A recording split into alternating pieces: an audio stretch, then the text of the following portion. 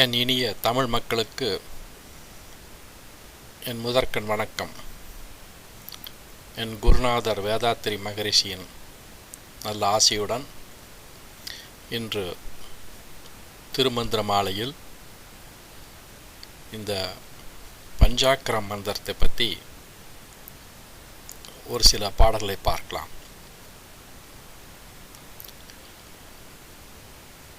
திருவாசகத்தில்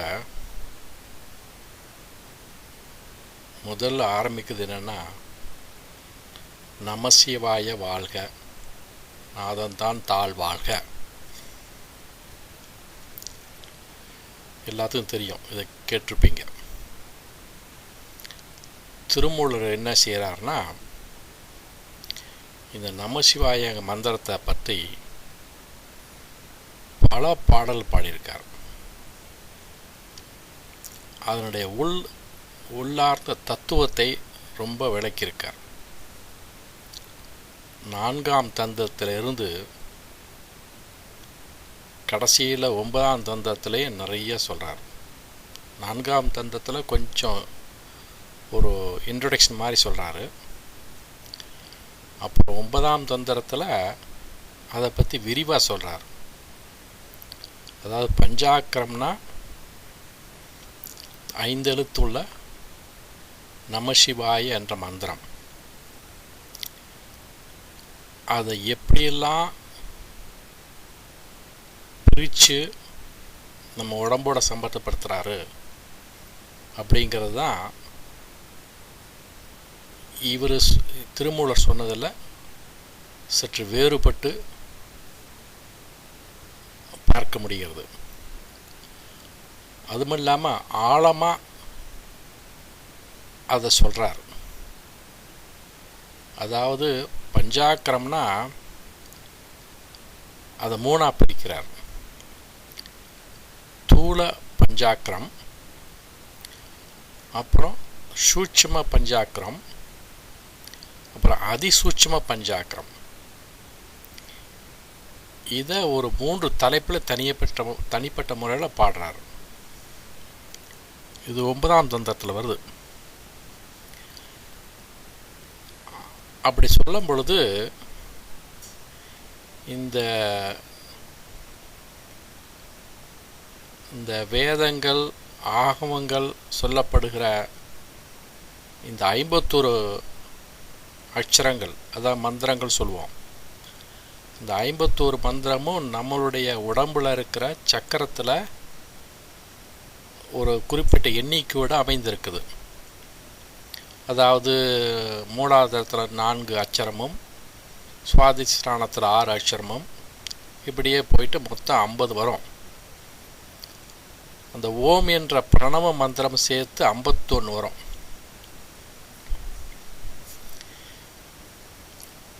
இந்த 51 மந்திரங்களும் இந்த சிவன் சக்தி இரண்டும் விந்துநாத தத்துவம் இணைவதற்கு இந்த 51 மந்திரங்களையும் படிப்படியாக கடந்து மேல் நோக்கி சென்று சகசர தரத்தில் ஒன்று கூடும் பொழுது இந்த பேரானந்த நிலை உண்டாகும் என்று சொல்கிறார் ஒரு பக்கம். அப்புறம் அந்த 51 மந்திரம் வேண்டியதில்லை, இந்த 5 மந்திரமே போதும் அப்படிங்கிற ஒரு நிலையையும், அப்படி ஒரு வழிமுறையும் அவர் காட்டுறார். ஏன்னா இவர் சைவ சித்தாந்தத்தை முதன்மையாக வைத்து பாடப்பட்ட பாடல்கள் தான் இந்த திருமந்திரம். சைவ ஆகமத்தை அடிப்படையாக வைத்து பாடப்பட்டது. ஆகையால் சிவாய நம அல்லது நமசிவாய என்ற மந்திரத்துக்கு மிகவும் முக்கியத்துவம் கொடுக்க வேண்டிய சூழ்நிலையில் இவர் இருந்திருக்கார். அதாவது தந்திர வித்தை மூலமாக 51 மந்திரம் வரும். சைவ சித்தாந்தன் படி 5 மந்திரம் வரும். முன்னமே ஒரு பக்கம் ஒரு தடவை சொல்லியிருக்கேன், இந்த 51 மந்திரங்களும் எப்படி, அதாவது 4 2 அப்படின்னு ஆரம்பிக்கும். அதாவது மூலாதாரத்தில் 4 இதழ்கள், சுவாதிஷ்டானத்தில் 6, அப்புறம் 8, 10, 12, 16 இப்படி போயிட்டுருக்கோம். விசுத்தி சக்கரத்தில் 16. இதில் என்ன ஆச்சரியன்னா, விசுத்தி சக்கரத்தில் ஆரம்பிக்கக்கூடிய மந்திரம்லாம் அந்த முதல் எழுத்து உயிரெழுத்தில் ஆரம்பிக்கும். ஆ, ஆ, இ, ஈ இப்படி ஆரம்பிக்கும். அதாவது ஐங், ஆங், இங், ஈங், உங், ஊங், அப்புறம் ஒரு இடத்துல ஐங்னு வரும், ஐம். இந்த ஐங்கார மந்திரம் ரொம்ப பிரசித்தி பெற்றது. அதுதான் சரஸ்வதி மந்திரம். மற்ற சக்கரத்துல எல்லாம் கீழேருந்து வரும்பொழுதெல்லாம் அது உயிர்மை எழுத்தில் வரும். வங், லங், ரங், யங் இப்படிலாம் வரும். இந்த 51 மந்திரத்தையும் நீங்கள் நல்லா தெரிஞ்சுக்கணுன்னா இன்டர்நெட்டுக்கு போயிட்டு ஒவ்வொரு சக்கரத்தையும் போடுங்க. அதில் இப்போ மூலாதாரம் சக்கரன்னு போடணும், அதுக்குள்ளே படம் வரும். அதை சுற்றிலும் அந்த ஒரு இதழ்கள், பெட்டல்னு சொல்லுவாங்களே, அந்த இதழ்களை போட்டிருப்பாங்க. அதுக்குள்ளே மந்திரமும் இருக்கும். ஆக 51 மந்திரம் தெரிஞ்சுக்கலாம். இல்லைன்னா ஒரு வாய்ப்பு வரும்பொழுது அந்த 51 மந்திரங்களையும் நான் வரிசையாக சொல்கிறேன். இன்றைக்கு நமசிவாயங்கிற பஞ்சாட்சர மந்திரத்தை பற்றி தான் சொல்லணும்னு இந்த ஒரு தலைப்பு எடுத்திருக்கேன். இந்த 5 எழுத்து கொண்ட நமசிவாய மந்திரம் எப்போவுமே ஓம் என்ற மந்திரத்தோட சேர்த்து தான் நம்ம சொல்லுவோம். அந்த ஓம்ங்கிற மந்திரம் தான் 51வது மந்திரம். ஓம் நம சிவாய, ஓம் சிவாய நம.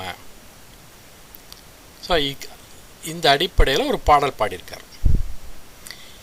இந்த பாடல் சொல்கிறதுக்கு முன்னாடி இந்த 51 மந்திரங்களை பற்றியும் உள்ள பாடல்களை பற்றி நம்ம பார்ப்போம். அதுக்கு பிறகு இதுக்கு வருவோம். முன்னாடி ஒரு பேச்சில் இந்த 57 அனைத்தும் வேதங்களாகும் அப்படிங்கிற ஒரு பேச்சை சொன்னதாக ஞாபகம் இருக்குது. அதாவது 4ஆம் தந்தத்தில் வருது. திரும்ப நான் சொல்கிறேன். எப்படி ஆரம்பிக்குதுன்னா, 50 எழுத்தே அனைத்தும் வேதங்களும், 50 எழுத்தே அனைத்தும் ஆகமங்களும், 50 எழுத்தேயும் ஆவது அறிந்த பின் 50 எழுத்து போய் அஞ்செழுத்தாமே அப்படிங்கிற ஒரு பாடலை, அதாவது பாடல் எண் 965. இதே பாடலை இந்த 9ஆம் தந்தத்திலையும் எடுத்துக்கிறாரு. கொஞ்சம் மாறுபட்டு 3வது வழியில் ஒரு கொஞ்சம் மாறுதல் செய்கிறாரு. இந்த பாடலில் 50 எழுத்தே ஆவதும் அறிந்த பின் சொல்கிறாரு. அங்கே அந்த அறிந்த பின்க்கு பதிலாக அடைவை அறிந்த பின் அப்படின்னு சொல்கிறாரு. அதுதான் வித்தியாசம். ஆனால் கருத்தெல்லாம் ஒன்று தான். இந்த இடத்துல சொல்லும் பொழுது என்ன சொல்கிறாருன்னா,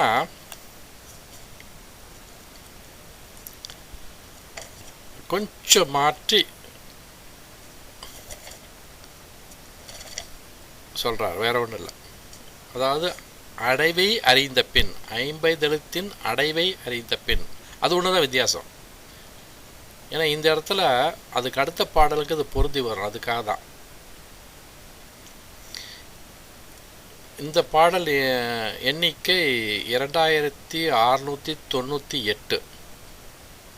இதில் என்ன சொல்கிறாருன்னா, 50 எழுத்தே அனைத்தும் வேதங்களும், 50 எழுத்தே அனைத்தும் ஆகமங்களும், 50 எழுத்தின் அடைவை அறிந்த பின் 50 எழுத்து அஞ்செழுத்தாமே அப்படின்னு சொல்கிறார் இல்லைங்களா?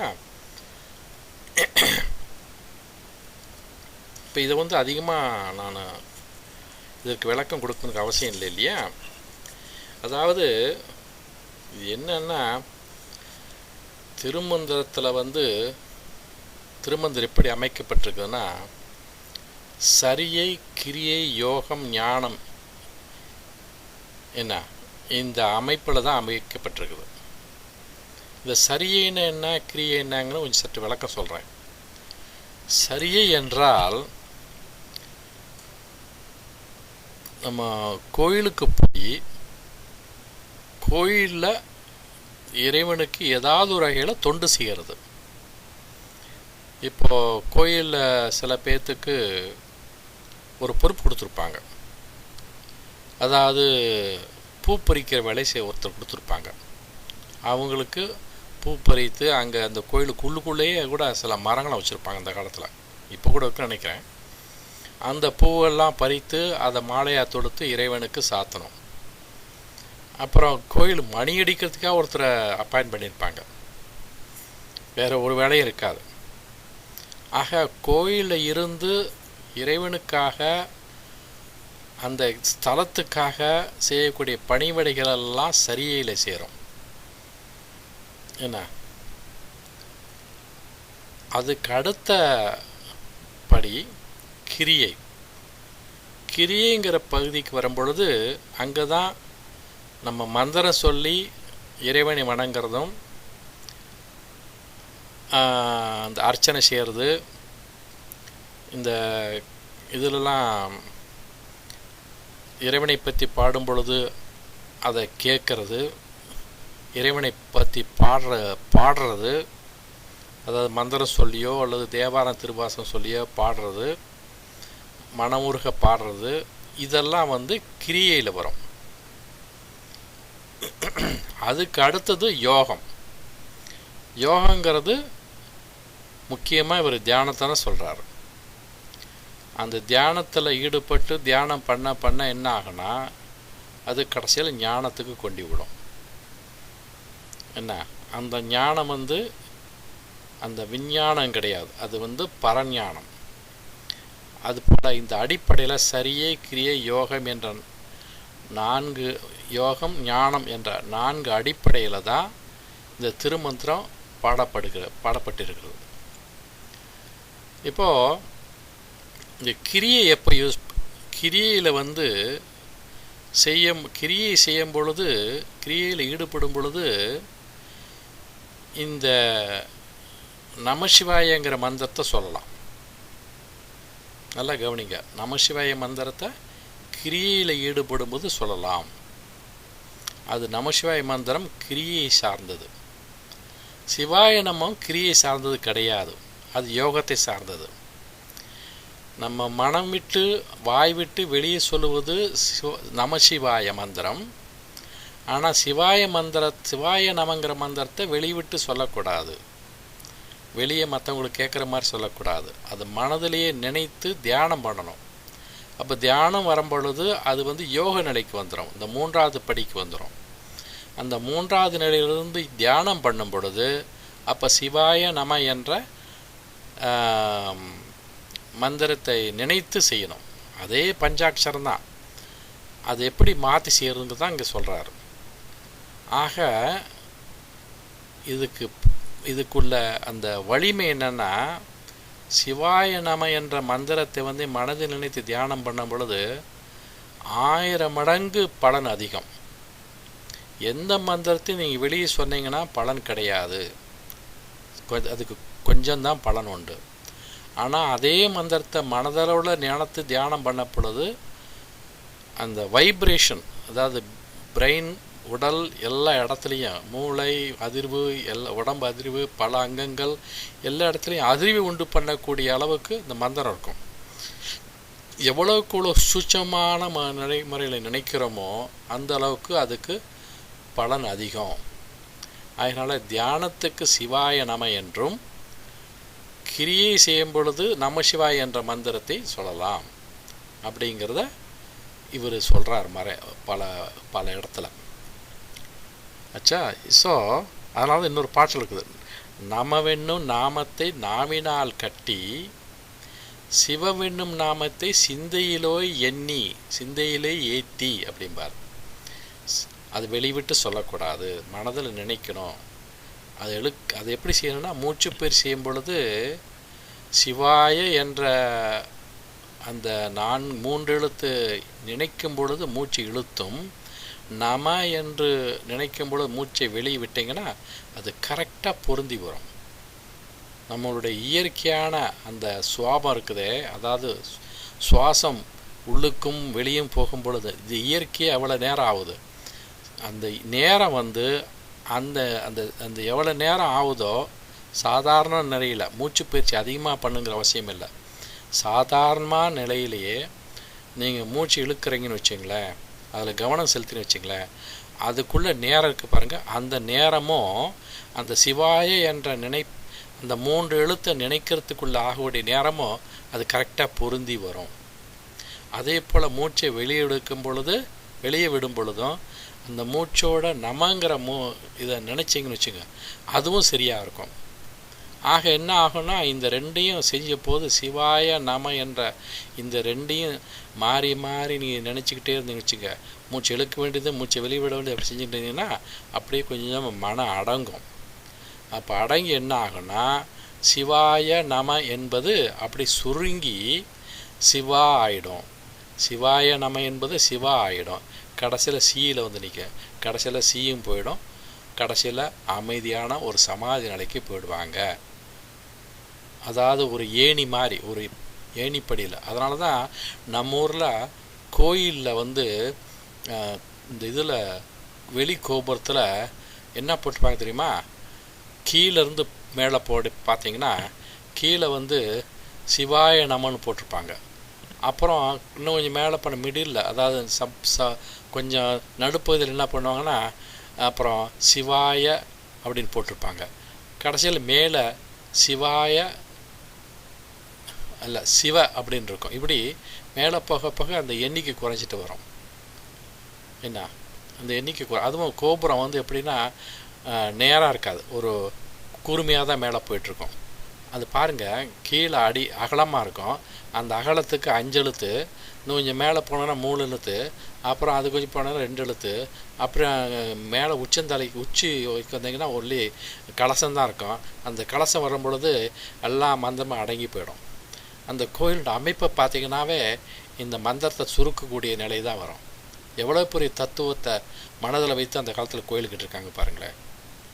அந்த கலசத்தோடைய பாயிண்ட் இருக்குல்ல, அந்த பாயிண்ட் ஒவ்வொன்றும் என்ன அந்த வானத்தை நோக்கி நட்சத்திரத்தை நோக்கி இருக்கிற மாதிரி இருக்கும் இல்லையா. அதுதான் அந்த நட்சத்திரத்தை நோக்கி நம்ம தியானம் பண்ண போது அதுக்கு பேர் அதிதுரியம்பாங்க. அண்டத்தில் தியானம் பண்ணணும். அதாவது முத்துரின்னு சொன்னேன்ல, அதாவது துரியம், துரியாதீதம், அப்புறம் அதிதுரியம். அதிதுரியம்னா அண்டத்தில் இருக்கிற கிரகத்திலேயோ அல்லது நட்சத்திரத்திலேயோ தியானம் பண்ணணும். அப்படி பண்ணப்போது அதிதுரியம். என்ன அப்போ என்ன ஆகும், அந்த அந்த இது இருக்குல்ல, அந்த சகசத்தலம், அந்த 1000 இதழ் கொண்ட மதல், அது அப்படியே விரிந்து அப்படியே மேல் நோக்கி திரும்பி போகுமா. அப்போ என்னன்னா, நம்மளுடைய மூளைக்கும் அண்டத்தில் இருக்கிற கிரகத்துக்கும் ஒரு கனெக்ஷன் கொடுக்குறோம். என்ன அதாவது அது மூலமாக என்னன்னா, அண்டத்தில் இருக்க காஸ்மிக் எனர்ஜியை நமக்கு அப்படியே இழுக்கிறோம். இதெல்லாம் ஒரு உயர்ந்த நிலையான தியானம். அதாவது தியானத்தில் ரொம்ப முதிர்ச்சி பெற்றவங்களுக்கு வரக்கூடிய அனுபவங்கள். இன்னும் அந்த பாட்டு கூறுவோம். இப்போ இந்த பாடல் ஒன்றும் அதிகமாக விளக்கம் கொடுக்க வேண்டியதில்லை. 50 எழுத்தே அனைத்தும் வேதங்களும், 50 எழுத்தே அனைத்தும் ஆகமங்களும், 50 எழுத்தின் அடைவை அறிந்த பின் 50 எழுத்தே அஞ்செழுத்தாமே. இந்த 50 எழுத்து சொல்கிறதுக்கு பதிலாக இந்த 5 எழுத்தாகிய சிவாய நம என்ற மந்திரத்தை சொன்னால் அது பலன் கிடைக்கும், அதே பலன் தான் கிடைக்கும் அப்படின்னு சொல்கிறாரு இந்த பாட்டில். இதுக்கு அடுத்த பாடல் தான் இப்போ நான் ஓம் நம சிவாய அப்படிங்கிறத பற்றி, எப்படி ஓம் இங்கே சேர்க்கறது அப்படிங்கிறத பற்றி அடுத்த பாடல் சொல்கிறாரு. அந்த பாடல் எப்படின்னா, அகார முதலாக 51 ஆகி அதாவது அகர முதல் எழுத்தெல்லாம் ஆதிபகவன் முதற்றே உலகு அப்படின்னு திருக்குறள், ரைட்? அங்கேயும் ஆகாரம் தான் ஆரம்பிக்குது. சரி, இறைவன் அகாரத்தில் தான் ஆரம்பிக்குது. இங்கே அகாரம், உகாரம், மகாரம் இதை 3ஆக பிரித்து சொல்கிறாரு. அகாரம் என்பது நல்லா முதலில் தாயிருந்து அந்த ஓம் என்ற பிரணவ மந்திரத்தின் முதல் எழுத்து அகாரம், அடுத்தது உகாரம், அப்புறம் மகாரம், ஆ ஊ இம். இந்த 3 சேர்த்து தான் ஓம் என்ற பிரணவ மந்திரமாக ஆனது. இதுதான் இந்த பாடலை சொல்கிறாரு. அகார முதலாய் 51 உகார முதலாக ஓங்கி உதித்து, மகார இறுதியாய் மாய்ந்து மாய்ந்து தேறி, மாய்ந்து மாய்ந்து ஏரின்னு படிக்கணும். மாய்ந்து மாய்ந்து ஏரி மேல்நிலைக்கு செல்றது தான். அதாவது கொஞ்சம் கொஞ்சமாக தேய்ந்து தேய்ந்து மந்திரம் தேய்ந்து கடைசியில் முடிவான ஒரு சமாதி நிலைக்கு கொண்டு போகிறது, வேற ஒன்றும் இல்லை. நகார முதலாகம் நந்தியின் நாமமே. நகார முதலாகம் நந்தியின் நாமமேனா, நகாரம்ங்கிறது நமசிவாய என்ற அந்த முதல் எழுத்து இருக்குதே, அதான் நகாரம். நமசிவாயங்கிறது 5 எழுத்து இல்லையா? நகாரம், மகாரம், சிகாரம், வகாரம், யகாரம். அதில் நகாரம் என்ற முதல் எழுத்து இருக்குல்ல, அந்த எழுத ஆரம்பிக்கக்கூடிய நமசிவாய என்பது நந்தியின் நாமமே. நந்தி தன் நாமமேனா சிவபெருமானின் அவருடைய நாமம் நமசிவாய அப்படிங்கிறத இதை இந்த இதில் சொல்கிறாரு. இப்போ இன்னும் கொஞ்சம் சற்று விளக்கமாக நம்ம எப்படி இந்த 3 அகார உகார மகாரத்தை நம்ம சற்று விளக்கமாக பார்க்கலாம். இப்போது இங்கே ஒருத்தர் வந்திருந்தார், ஒரு கிட்டத்தட்ட 10-15 வருஷம் இருக்கும். அவர் பேர் கனக சுப்புரத்தனம். இங்கே சிகாகோ தமிழ் சங்கத்துக்கு வந்து இந்த ஒரு பயிற்சியை பற்றி சொன்னார், எப்படி மூச்சு பயிற்சி பண்ணலாம் அப்படின்னு சொல்லி. அதில் நானும் கலந்து கொண்டேன். அதில் வந்து அகாரத்தை, உகாரத்தை, மகாரத்தை இந்த 3ஐயும் சொல்லி எப்படி மூச்சு பயிற்சி பண்ணலாம் அப்படின்னு சொல்லி கொடுத்தாரு. அதில் எப்படி சொன்னார்னா, இப்போ ஆ என்று சொல்லும் பொழுது நல்லா கண்ணை மூடிக்கிட்டு நல்லா மூச்சு இழுத்து ஆ என்று நல்லா வாய் நல்லா சத்தம் போட்டு, வாயில் நல்லா சத்தம் போட்டு சொல்லணும். அப்படி சொல்லும் பொழுது என்னாகும், வாய் நல்லா அகன்று காட்சி அளிக்கும். நல்லா வாய் நல்லா திறந்து தான் அது கத்த முடியும். அப்படி கத்தும்போது என்ன ஆகுன்னா, அந்த அடிப்பகுதி வந்து நல்லா வேலை செய்யும். அந்த அடிப்பகுதி வந்து கொஞ்சம் கொஞ்சமாக சுருங்கும் அந்த ஆன்னு சொல்லும் பொழுது. ஓகே, அந்த ஆங்கிற சொல்லும் பொழுது அந்த உந்தி கமலத்திலேருந்து எல்லா என்ன சொல்கிறது, காற்று எல்லாமே அடங்கி கிடைக்கக்கூடிய அந்த வாயுன்னு சொல்கிறோமே எல்லாமே வெளியே வரும். ஓகே, கார்பன் டை ஆக்சைடு ஊன் அப்பானா எல்லாமே வெளியே வரும். ஸோ இந்த மாதிரி ஒரு பயிற்சி சொல்லி கொடுத்தாரு. அதனால் கவனிங்க, ஆன்னு சொல்லும்போது நல்லா வாயை நல்லா திறக்கிறோம். அதுக்கடுத்தது ஊன்னு சொல்லும் பொழுது அந்த உதடுகள் ரெண்டும் அப்படியே குவியும். என்ன குவியும் பொழுது என்ன ஆகுதுன்னா, அப்போ உடம்புல எந்த பகுதியில் அதிகமாக வேலை செய்யுது தெரியுங்களா? இந்த நெஞ்சு பகுதியில் வேலை செய்யும். நெஞ்சு பகுதிக்கு நல்லா என்ன சொல்கிறது, எக்ஸசைஸ் கொடுக்குறோம். அந்த மாதிரி மந்திரத்தை சொல்லும் பொழுது, இந்த ஊன்னு சொல்லும் பொழுது நெஞ்சு நல்லா சுருங்குற மாதிரி தெரியும். மூச்சை நல்லா இழுத்துக்கிட்டு ஊன்னு சொல்லி பார்க்கணும். ஓகே, அப்படி சொல்லி பார்த்தா நெஞ்சு அப்படியே கொஞ்சம் கொஞ்சமாக சுருங்குற மாதிரி இருக்கும். அப்புறம் மூச்சு இழுக்கணும். ஆக என்ன ஆகுனா, இந்த உகாரம் என்ற மந்திரத்தை சொல்லி மூச்சு பயிற்சி பண்ணோம்னா அப்போ என்ன ஆகும், நெஞ்சு பகுதிகளுக்கு நம்ம உடற்பயிற்சி கொடுக்குற மாதிரி ஆகிடும். பயிற்சி கொடுத்தோம் என்ன ஆகும், அந்த நெஞ்சு பகுதிக்கு கொடுக்கும் பொழுது நல்லா விரிந்து சுருங்கும் பொழுது சில நோய்கள்லாம் நம்மளை தாக்காது. அதாவது இந்த நோய்கள், காச நோய்கள், ஆஸ்மா இதெல்லாம் வந்து அதிகமாக தாக்காது அப்படிங்கிறது தான். ஆச்சே, முதல்ல வயிற்று பகுதி அதை க்ளீன் பண்ணோம். அதுக்கடுத்தது நெஞ்சு பகுதி, அப்புறம் மூணாவது வந்து மகாரம். அந்த மகாரத்தை வந்து மான்னு சொல்லக்கூடாது, இம் அப்படின்னு சொல்லணும். இம்னு சொல்லும்போது என்ன ஆகுது, உதடு ரெண்டும் ஒன்றா சேர்ந்துடும். முதல்ல வாய் வந்து உதடு வந்து ரெண்டு உதடும் ரொம்ப அகலமாக விரிந்திருக்கும் போது ஆ என்ற சொல்கிறோம். அதை குவியும் போது உகாரம், அப்புறம் சேரும் பொழுது இம் என்ற மந்திரம். ஆக அகாரம் உகாரம் மந்திரம் ஆ ஊ இம். இப்படி மூன்றையும் பயிற்சி பண்ணி பாருங்கள். இந்த மூன்றாவது பயிற்சி பண்ண பொழுது தான் என்ன ஆகுனா, தலைப்பகுதிக்கு அதிகமான பயிற்சி உண்டாகும். தலையில் இருக்கிற பகுதி, கழுத்துலேருந்து தலையில் இருக்கிற பகுதி எல்லாமே என்ன ஆகுனா அப்படியே நல்ல அதிர்வை பார்க்கலாம். நீங்கள் அதில் அதிர்வை பார்த்து அதில் உள்ள மூளைக்கெல்லாம் அதிர்வு கொடுத்தீங்கன்னா அதில் வந்து வேலை செய்யாத அந்த செல்ஸ்ன்னு சொல்கிறோம்ல, அந்த பிரெயின் செல்ஸ்ன்னு சொல்கிறோம்ல, அதெல்லாம் வேலை செய்ய ஆரம்பிக்கும். என்ன அப்படி வேலை செஞ்சால் என்ன ஆகும், கொஞ்சம் அறிவு நிலை அதிகமாகும். என்ன அதாவது நம்ம வந்து வாழ்நாளில் 10% பிரெயின் செல்லை தான் வாழ்நாள் புறம் உபயோகப்படுத்துகிறோமா. ஏன்னா கோபி கிருஷ்ணன் ஒருத்தர் இருக்கார். அவர் வந்து குண்டலினி பயிற்சியில் ரொம்ப அந்த காலத்தில் ரொம்ப தலை சிறந்தவர். அவர் சொல்கிறார், இதில் 10% தான் நம்ம பயன்படுத்துகிறோம், மீதி எல்லாமே வேஸ்ட்டாக போகுது அப்படிங்கிறார். ஆனால் இந்த பயிற்சிகள்லாம் நம்ம பண்ண பொழுது என்ன ஆகுது, அது பர்டிகுலரி மகார பயிற்சி பண்ணோம்னா அந்த மூளைக்கு அதிர்வுகளை உண்டு பண்ண பொழுது என்ன ஆகும், தூங்கி கிடக்கிற சில செல் அதெல்லாம் வந்து விழிப்புணர்ச்சி வந்து அதுவும் இயங்க ஆரம்பித்ததுன்னா சில அபாரமான ஞாபக சக்திகள், அபாரமான சிந்தனை சக்திகள்லாம் தோன்றும் அப்படிங்கிறது கொஞ்சம் இதில் இந்த உண்மை இதில் கொஞ்சம் அடங்கி இருக்குது. ஆக இந்த அடிப்படையில் தான் இந்த இம் சவுண்டு மந்திரம் வந்து சொல்லணும் அப்படின்னு சொல்லப்படுகிறது. இந்த ஓம்ங்கிற மந்திரத்தை என்ன சேர்ந்து நமசிவாய என்று நம்ம சொல்லலாம் இல்லையா.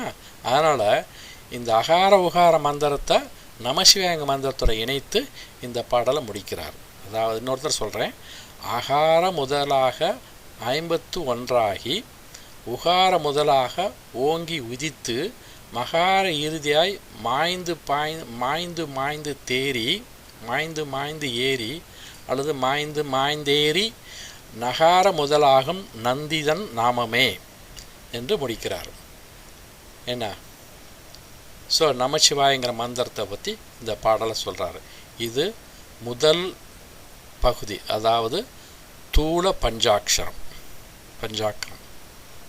அப்புறம் அது சூட்சும பஞ்சாக்கரம் தான் சிவாய நம. ஸோ இப்போது இதில் ஒரு ரெண்டு பாடலை பார்ப்போம். இன்றைக்கி ஒரு பாடலை பார்த்துட்டோம் இல்லையா. அப்படியே கொஞ்சமாக ஒரு 4-5 பாடலை இந்த 3 பஞ்சாக்கரத்தை மதியாக பார்த்து நமசிவாயங்கிற மந்திரத்தை எவ்வளோக்கு எவ்வளோ நல்லா தெரிஞ்சுக்க முடியுமோ அந்த அளவுக்கு தெரிஞ்சுக்கலாம். ஆக இன்று இத்துடன் என்னுடைய பேச்சை நான் முடித்துக்கொள்ளான்னு இருக்கேன். இதை கேட்டதற்கு மிகவும் நன்றி. வாழ்க வளமுடன். வணக்கம்.